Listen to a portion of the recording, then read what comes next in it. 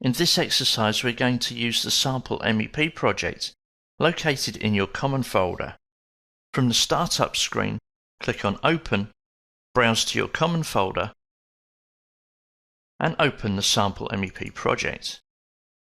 From the project browser, scroll down until you find the HVAC Design, Ceiling Plans, Level 2 Ceiling Plan, and open that view.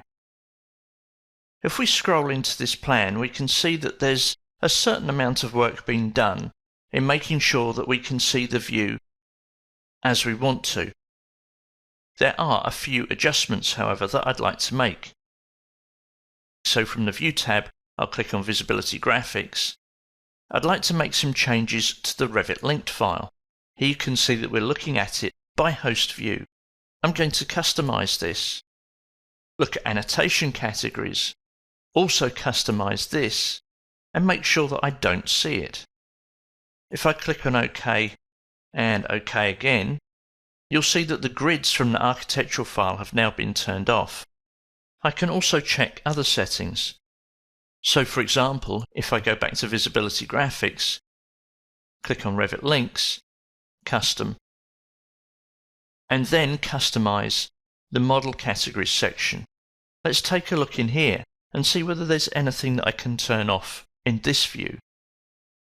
And I'm going to make sure that I can see all of the categories. As I'm using this as the architectural file, there's really no need for things like air terminals and cable trays.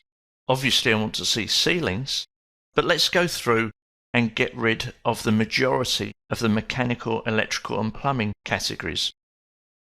I can do this by unchecking Architecture and Structure so that we only see the services information. So let's go through here and turn the majority of these off.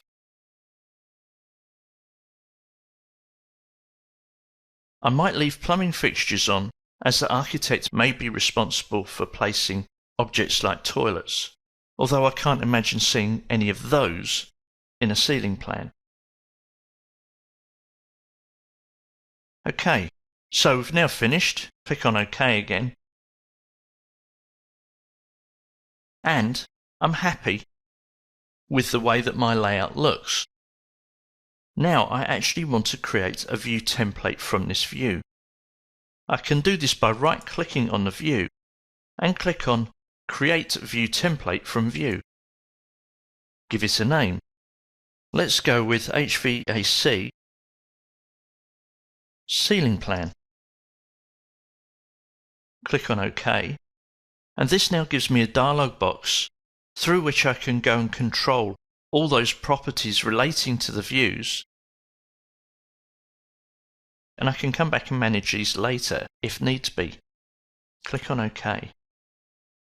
Now I'd like my level 1 and my level 3 to have the same level of detail and visibility of objects. There's two ways I can do this. Firstly, I can right-click on this view, apply Template Properties, and then select the HVAC Ceiling Plan View Template. If I click on Apply Properties and then click on OK, you can see that this has now tidied up the view.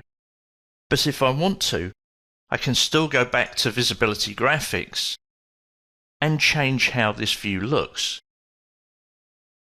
If, however, I want all my ceiling plans to be identical, I can now select those three ceiling plans and from the Properties palette, select a view template from here. If I select the HVAC ceiling plan, this time I get to apply this and click on OK.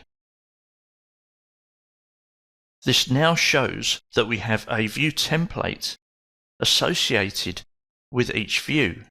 And if I go to the Visibility Graphics dialog box, you can see that I'm now no longer able to individually change these elements. And all three views are identical.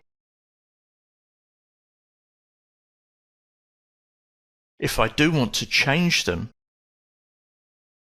what I need to do, View Templates and Manage View Templates.